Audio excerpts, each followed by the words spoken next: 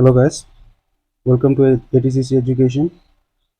आज हम लोग क्लास 12 फिजिक्स का जो फर्स्ट टॉपिक है, फर्स्ट चैप्टर है इलेक्ट्रिक चार्जेस एंड फील्ड्स, उसका जो फर्स्ट टॉपिक है क्वांटाइजेशन ऑफ चार्ज, उसके ऊपर कुछ क्वेश्चन सॉल्व करेंगे। और उस टॉपिक को थोड़ा सा समझ लो उससे पहले कि क्वांटाइजेशन ऑफ चार्ज होता क्या है। तो बेसिकली क्वांटाइजेशन ऑफ चार्ज मतलब क्या होता है? एक चार्ज इज क्वांटाइज्ड। क्वांटाइज्ड मतलब कोई अगर एक बॉडी है, कोई एक मैटर है, कोई एक ऑब्जेक्ट है, उस बॉडी में चार्ज कितना एग्जिस्ट करेगा, वो चार्ज एक इलेक्ट्रॉनिक चार्ज के इंटीग्रल मल्टीपल में होगा। फॉर एग्जांपल मैं आपको एक एग्जांपल बता दूं। फॉर एग्जांपल आप मार्केट जाते हो, ठीक है ना। मार्केट में आपको फ्रूट्स खरीदना, ये सब फ्रूट्स है। तो एक फ्रूट का दाम 10 रुपया है, विच इज़ 10 रुपीज़, ठीक है। One fruit is 10 rupees. अभी अगर आपको कोई बोले कि मार्केट से 25 रुपये का फ्रूट्स लेके आओ, तो 25 रुपये का फ्रूट तो आप खरीद नहीं सकते। क्यों? क्योंकि 25 रुपये का फ्रूट तो तभी मिलेगा जब आपको दो फ्रूट फुल और एक का आधा मिलेगा, है ना। और आधा फ्रूट तो देगा नहीं कोई। तो या तो आपको 20 रुपये का लेना पड़ेगा, या तो 30 रुपये का, या तो 10 रुपये का ले सकते हो, ठीक है।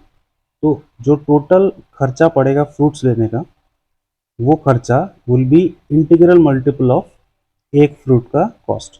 दैट मीन्स एक फ्रूट का कॉस्ट अगर 10 रुपया है, एक फ्रूट का कॉस्ट अगर 10 रुपया है, तो आप वैसे दो ले सकते हो, तीन ले सकते हो, चार ले सकते हो। मतलब आपका जो कॉस्ट आएगा या तो 20 आएगा, या तो 30 आएगा, ये 40 आएगा। आप अगर 25 रुपीज़ का फ्रूट्स लोगे तो आप वो नहीं मिलेगा, क्योंकि 25 जो है किसी भी एक फ्रूट के इंटीग्रल मल्टीपल में नहीं आता। अगर टेक्निकली आप 25 रुपीज़ का फ्रूट लोगे, मतलब you have to take two fruits और एक हाफ, है ना।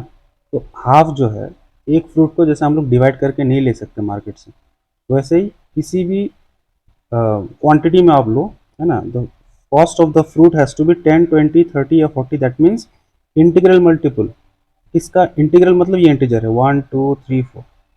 इंटीग्रल मल्टीपल ऑफ किसका? एक फ्रूट का कॉस्ट। दैट मीन्स एक फ्रूट का कॉस्ट अगर 10 रुपया है, तो दो का होगा 2 × 10, थ्री का होगा 3 × 10, फोर का होगा 4 × 10। ठीक है, इस चीज़ को एक बार समझ लीजिए। अभी हम लोग जाते हैं इलेक्ट्रॉन में। इलेक्ट्रॉन इज जो इलेक्ट्रॉन जो चार्ज जो है, टोटल चार्ज हमेशा क्वांटाइज रहता है। इसका मतलब सपोज हम लोग के पास कोई एक ऑब्जेक्ट है, ठीक है। तो इसके अंदर क्या है? इसके अंदर तो एटम्स होंगे। कितने सारे एटम्स है? बहुत सारे, हम लोग को नहीं पता कितने सारे। तो मान लीजिए कि जितने भी एटम्स है, वहाँ से हम लोग एक एटम निकाल लेते हैं बाहर। और अभी इस पे हम लोग फोकस करेंगे।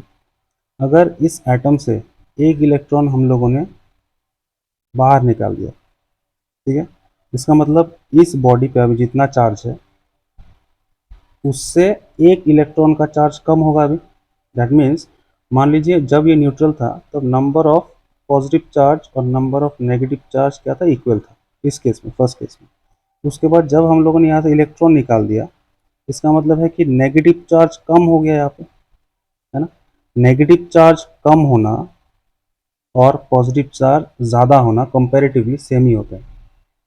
अब ये इलेक्ट्रॉन का नेगेटिव चार्ज कम हो गया इस बॉडी से या फिर इस एटम से, इसका मतलब ये है कि इस बॉडी में पॉजिटिव चार्ज बढ़ गया। इसलिए हम लोग जब इलेक्ट्रॉन एक बॉडी से बाहर निकलता है, उसके हम लोग उसके ऊपर पॉजिटिव चार्ज देते हैं, ठीक है। अभी इलेक्ट्रॉन निकल गए, इलेक्ट्रॉन कितना निकला है और चार्ज कितना हुआ है एक बॉडी, उसके बीच में एक रिलेशन है। रिलेशन ये है कि अगर एक इलेक्ट्रॉन एक बॉडी से निकले, मान लो कोई भी एक बॉडी है, यहाँ से एक इलेक्ट्रॉन निकल गया, इसका मतलब इस बॉडी में जो चार्ज होगा वो पॉजिटिव होगा। क्यों पॉजिटिव होगा? क्योंकि इसने इलेक्ट्रॉन लूज किया है, इसका नेगेटिव चार्जेस कम हुआ है, जिसका मतलब पॉजिटिव चार्जेस ज़्यादा हुआ है, ठीक है। तो पॉजिटिव या नेगेटिव इस पर डिपेंड करेगा कि इलेक्ट्रॉन हम लोगों ने डोनेट किया, इलेक्ट्रॉन हम लोगों ने एक्सेप्ट किया। अगर डोनेट किया तो प्लस होगा, और अगर एक्सेप्ट किया तो माइनस होगा। तो अगर एक इलेक्ट्रॉन हम लोगों ने लूज़ किया, इसका मतलब प्लस, क्योंकि लूज़ किया। एक इलेक्ट्रॉन इंटू एक इलेक्ट्रॉन का चार्ज जो है 1.6 इंटू 10⁻⁻19 कूलम। एक इलेक्ट्रॉन में इतना चार्ज होता है। तो अगर एक इलेक्ट्रॉन हम लोगों ने लूज़ किया, लूज़ मतलब पॉजिटिव, एक इलेक्ट्रॉन मतलब 1, और एक इलेक्ट्रॉन में इतना चार्ज। अभी मान लीजिए और एक इलेक्ट्रॉन अगर हम लोग यहाँ से लूज करें, लूज किया तो पॉजिटिव, कितना इलेक्ट्रॉन लूज किया, 2 इंटू एक इलेक्ट्रॉन का चार्ज, 1.6 इंटू 10⁻⁻19 कोलम। ठीक है, ऐसे करके अगर हम लोग n number of electron lose करेंगे तो उसके लिए जो चार्ज होगा वो बन जाएगा n इंटू एक इलेक्ट्रॉन का चार्ज जो है 1.6 इंटू 10⁻⁻19 कोलम, है ना। और ये जो है इसको हम लोग ई से डिनोट करते हैं क्योंकि ये कांस्टेंट है, एक इलेक्ट्रॉन का जो चार्ज होता है वो कांस्टेंट रहता है, उसको ई से डिनोट करते हैं। और एन क्या है, एन है कि कितना नंबर ऑफ इलेक्ट्रॉन्स। इससे पहले अगर हम लोग इलेक्ट्रॉन हम लोग लूज भी कर सकते हैं या गेन भी कर सकते हैं, दैट मीन्स प्लस और माइनस दोनों फैक्टर है यहाँ पे, इसलिए प्लस माइनस हम लोग दे देते हैं। प्लस क्या इंडिकेट करता है, प्लस ये इंडिकेट करता है कि इलेक्ट्रॉन हम लोगों ने लूज किया है, और माइनस ये इंडिकेट करता है कि इलेक्ट्रॉन हम लोगों ने गेन किया है। तो प्लस या माइनस कोई भी एक हो सकता है। एन मतलब कितना इलेक्ट्रॉन लूज या गेन किया है, और ई मतलब एक इलेक्ट्रॉन का चार्ज। और यही टोटल होगा इस बॉडी में चार्ज जब इलेक्ट्रॉन लूज हो जाएगा या फिर इलेक्ट्रॉन गेन हो जाएगा उसके बाद। तो चार्ज को हम लोग क्यू से डिनोट करते हैं, तो वो चार्ज बन जाएगा Q equals to plus minus n. जो हम लोग बुक में फॉर्मूला हम लोग देखते हैं Q equals to plus minus, यानी वो यही से आता है। ठीक है, अभी इस प्रॉब्लम को सॉल्व करते हैं। यहाँ पे लिखा है कि what is the charge possessed by 1 kg of electron given that the mass of an electron is 9.1 into 10⁻31 kg।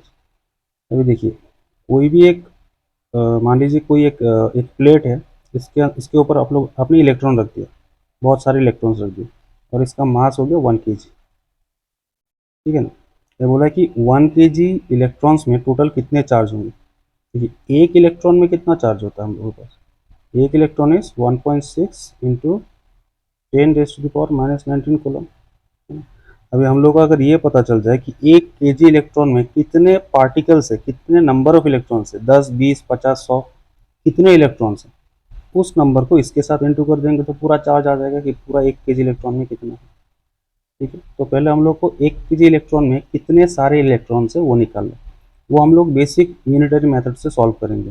जैसे एक इलेक्ट्रॉन में कितना मास होता है, 9.1 इंटू 10⁻31 kg। इतना केजी का मास होगा, मतलब वो एक इलेक्ट्रॉन बनाएगा। ठीक है, तो कितना केजी का मास है हम लोगों के पास, 1 kg। एक केजी का मास के लिए हम लोग का कितना इलेक्ट्रॉन बनाएगा, 9.1 इंटू 10⁻31, वन को इससे डिवाइड करते हैं। ठीक है, अभी अगर इसको डिवाइड करेंगे तो इसका आंसर क्या आएगा, इसका आंसर आ जाएगा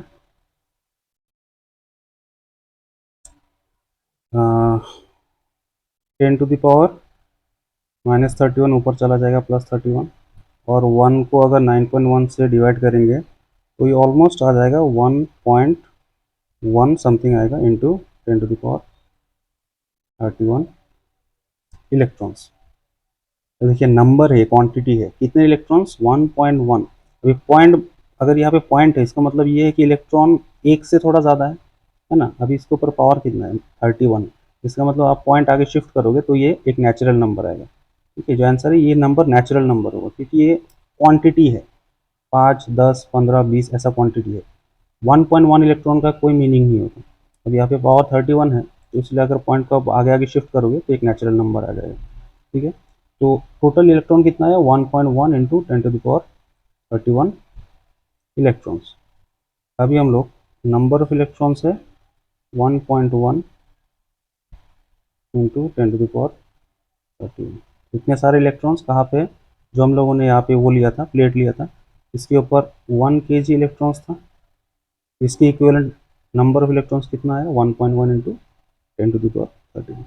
अभी टोटल चार्ज कितना है, हम लोग को पता है कि चार्ज Q इक्वल्स टू यानी, अभी चार्ज निकालने बोला, सिर्फ वैल्यू ऑफ चार्ज निकालने बोले, तो नंबर ऑफ इलेक्ट्रॉन्स कितना आया अभी, 1.1 इंटू 10⁻31 इंटू एक इलेक्ट्रॉन का चार्ज जो ई है वो हो गया 1.6 इंटू 10⁻⁻19।